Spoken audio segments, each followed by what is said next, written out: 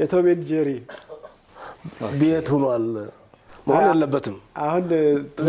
ልጆቹ ወጣ ገባ እንዲሉ አድርጓቸው ኦኬ ሶሎ አላ ረሱላህ ሳምለታው ነብያችን ሰለላሁ ዐለይሂ ወሰለም አለ እንደዛ ብለው ባይዘጉት ኢላ ሚል ቂያማ ድረስ hatta አሁንም ቢሆን ጥያቄው ያሻረኩ የሞቱ ቤተሰቦች ዱዓ ይደረግላቸው ነበር ነብያችን እንደዛ ባያረጉ ኑሮ ይሄን የሚሉ ዑለማዎች አሉ አይደለም ዛሂሩን ይዘን እነዲ አለሚሉ አሉ ሁሉም ተሳስተዋ ማታ አይደለም እስቲ والله اعلم እንኳን ይጨምሩበት እንደ ያለው እንዲመሻሉ አሉ አመናትም እንደዛ ናት አወደላም እንደዛ ነው የሚል ሰው ቢያንስ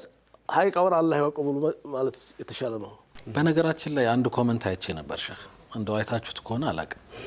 በጣም ደንቆኛል አንድ አስተያየት ሰጪ ላኩልን ነው በጣም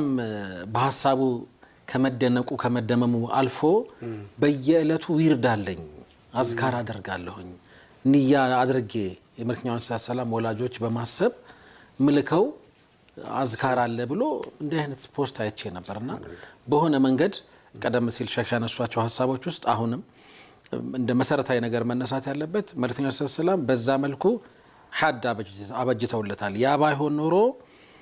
ሁሉም ሰው ወላጆቹ ያው ማለት እንግዲህ ከባድ የሆነ እንትን ውስጥ ሊገባ ይችላል ነበር ዘመን الفترة የሌለም ሰው ሳይቀር ኦኬ ዘመን الفترة ቆመ ነብዩ ሲላኩ አለይሂ ሰላቱ ወሰለም አይደለ 10 አመት አቡ ጣሊብ 10 አመት ብሎ ነብዩን አንተ በዲና ሳይር ነው ብሎ ያውቁ ተጎን ሆኖ እንደውም አይዞህ ምትለው እውነት ነው ሐቅ ነው